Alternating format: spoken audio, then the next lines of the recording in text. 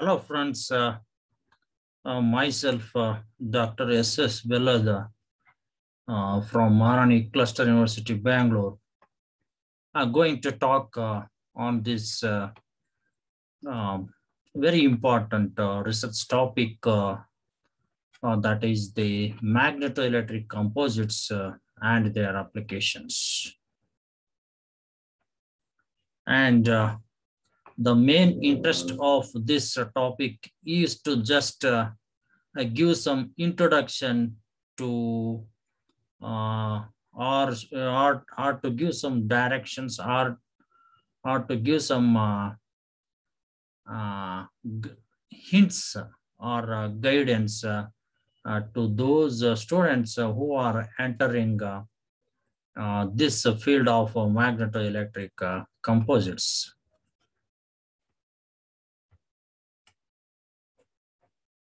So this magnetoelectric composites is a phenomenon where the two important properties are clubbed together. One is the piezoelectric effect. Another one is the magnetostriction effect.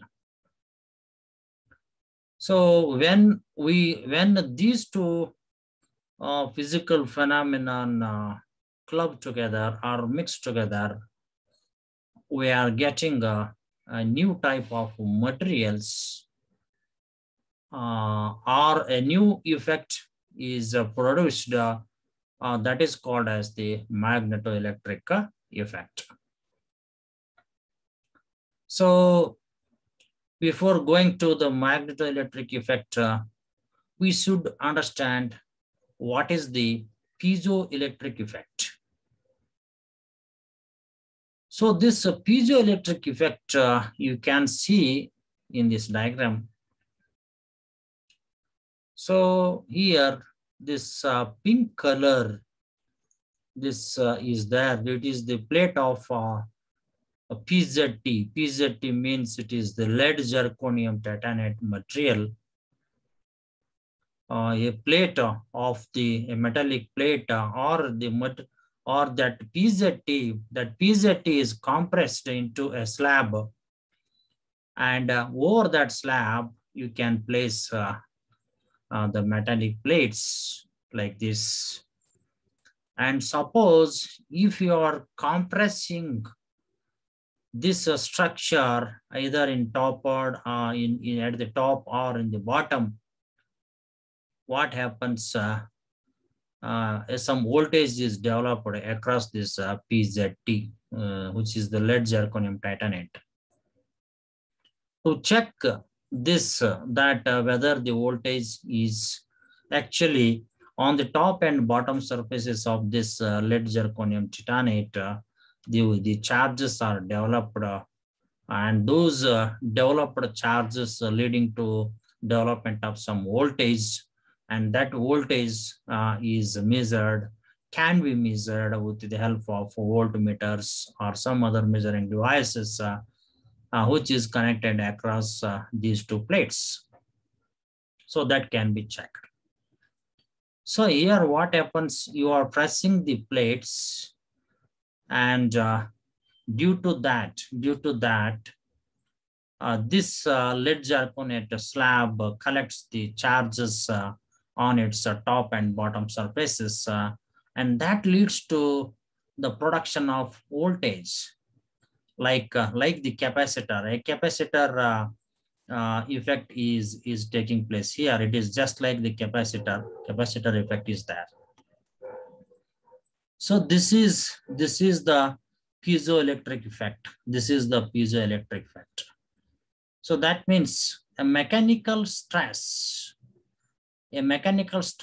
over the this lead zirconium titanate material will lead to generation of voltage, and that we are calling as the piezoelectric effect. This is the one way.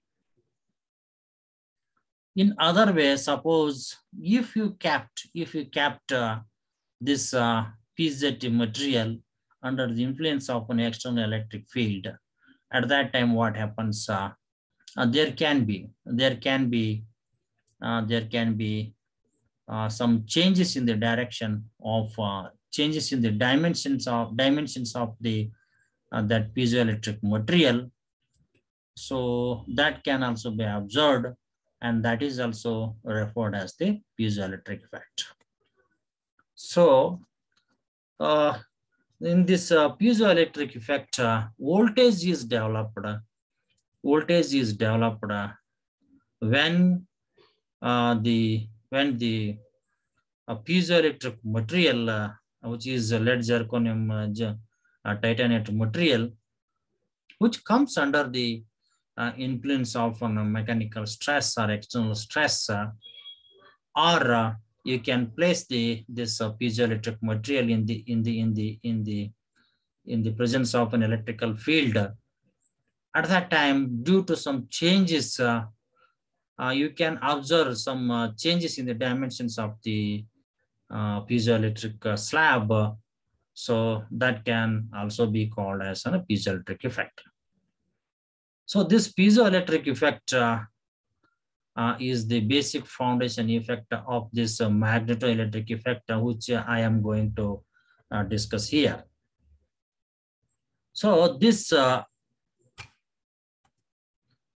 effect we are going to club with another physical phenomenon that is called as the magnetostriction effect.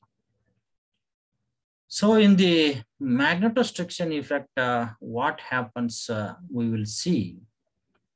Here we can see we have kept two poles, magnetic poles. Here North Pole is there, and here the South Pole is there. Electromagnets or the permanent magnets, they can be. But to observe the magnetostriction effect, we have to keep the AC magnetic field so that the dimension of the ferromagnetic material is continuously changed. So I will explain both the cases. You can see here we have taken a ferromagnetic rod here. This is a ferromagnetic rod. So this ferromagnetic rod is kept between the two electromagnets. So these electromagnets produces the magnetic field. Accordingly, what kind of current is flowing through these two electromagnets? Suppose if you are supplying the direct current, DC current across these electromagnets, DC magnetic field is created between these two poles, North and South Pole. And suppose if you are sending the AC current, alternating current across these electromagnets, then the magnetic field generated between these two poles is a AC magnetic field.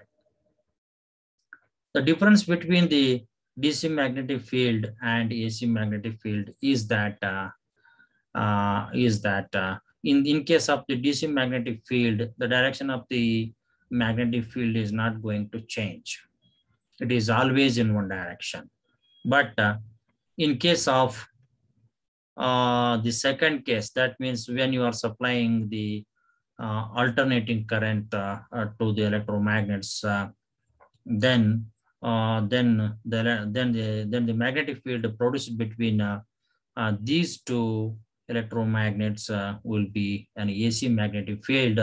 That means the AC magnetic field will continuously change its direction according to the frequency of the applied AC current. So that is the point. So then what is this magnetostriction effect? So this magnetostriction effect means, so you have kept this ferromagnetic rod in between the two, in the magnetic field. And suppose you have created the DC magnetic field. Now you know what is the DC magnetic field. then what happens? The direction of the magnetic field will be only in one direction. And then there can be some small changes in the dimension of this ferromagnetic rod, what we have kept in between the magnets. And the changes in the dimensions means there can be either the compression of the rod or there may be the expansion of the rod, but both will not take because this is the DC magnetic field what we have applied. Either the compression will take place or expansion of the rod takes place. Any one will take place according to the nature of the ferromagnetic material. So that is why when we have applied, suppose when that means when we have the DC magnetic field between the two electromagnets, then we are observing only one thing, that is there will be either the compression of the rod or there will be expansion of the rod. In general, there will be some change in the dimensions of that rod, whether it is compression or it is an expansion. In both the cases, the dimension of the rod will definitely going to change. So this dimensional change in the ferromagnetic rod under the influence of this magnetic field is called as the another physical phenomenon, very important phenomenon, and that is called as the magnetostriction effect. Just like that is why these two phenomena are very much similar to each other. So the piezoelectric effect will take place only under the influence of the electric field or some external strain or stress. And this magnetostriction effect will going to take place only under the influence of the external magnetic field. But both the phenomena are very similar because in both the cases, there is a dimensional change in the body under the influence of either the electric field or the magnetic field. So that is why in both the cases, there is a dimensional change in the body kept under the fields, and because of that reason, when these two phenomena are in contact with each other, then we can expect new more phenomena. That means, for example, this for the production of piezoelectric effect, we need the external stimulus, external mechanical stress type of things. We need it. So that external stress we can produce with the help of this magnetic field. How? You can mix that piezoelectric material along with this ferromagnetic material, and when you are applying the magnetic field to this mixed material, which is a mixture of a piezoelectric material and a ferromagnetic material. So when you apply the magnetic field, what happens? Magnetostriction effect takes place in magnetic material. As I explained, this magnetostriction effect is an effect where some dimensional changes are going to take place in the ferromagnetic material. So when those dimensional changes are taking place, When these ferromagnetic materials are mixed with the piezoelectric materials, what happens? These dimensional changes in ferromagnetic material will lead to some external stress on the piezoelectric material. So that external stress produced by dimensional change in the ferromagnetic material will leads to generation of voltage across a piezoelectric material. So therefore, you are generating some electric voltage in the piezoelectric effect, in the piezoelectric material by applying the magnetic field, So this is called as the magnetoelectric effect. This is called as the magnetoelectric effect. And this is called as the direct effect. That means I have produced the piezoelectric phenomenon in piezoelectric material. So that is leading to development of some voltage across the piezoelectric material with the help of a magnetic field. So this we are referring as a direct effect. That means a direct Hemi effect. And converse is also true. That means, as I explained earlier, the piezoelectric effect. So when you apply the electric field to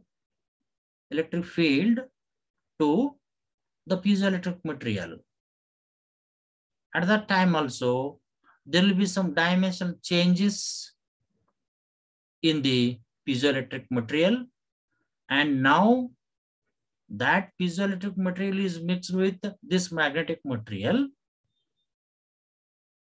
and that magnetic material what has happened? The stress.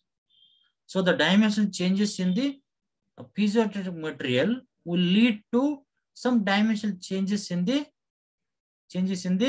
magnetic material. So in this way, that dimensional change in the magnetic material will lead to some arrangement of dipoles in the magnetic material. So that means some magnetization is produced across the ferromagnetic material. So this is called as the converse effect. So I am applying the electric field, but I am getting the magnetic field. So magnetization is produced in the magnetic material, and this is called as the converse effect. So there are two types of magnetoelectric effects. One is called as the direct Hemi effect. Direct Hemi effect means the piezoelectric phenomenon is created, which leads to the development of some voltage by making use of the applied magnetic field. This is the direct Hemi effect. The converse Hemi effect means the magnetization in the magnetic material is produced by applying the electric field to the mixture of these two materials. So for the production of magnetization in the magnetic material, always we will have to apply the magnetic field. So here, very interesting point is that I am getting the magnetization in the magnetic material with the help of the electric field. So this is called as the converse effect, and this is called as the converse magnetoelectric effect. So these two effects, one is the direct Hemi effect, another one is the converse Hemi effect, and both find many applications in nowadays science and technology, and especially these materials are used in highly advanced applications like aerospace, aeroscience. So many devices already have fabricated, or produced, but the very important point is that so many devices, even though they are working based on this phenomenon, they are not disclosed by the companies. So many devices are put in action, like in aerospace is there. In aerospace, this phenomena is very useful in the design of aeroplanes, missiles, everywhere in defense. For the defense purpose, this phenomena is very useful.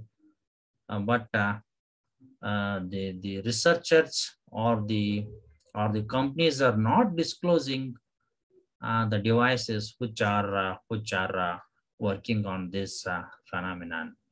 So this is a series of lectures I'm going to give here, and all will be on this magnetoelectric effect. And in the next session, I will continue. This subject, and I will explain what is this phenomenon, how we can do some research here, all those things. And be watching. Thank you for listening.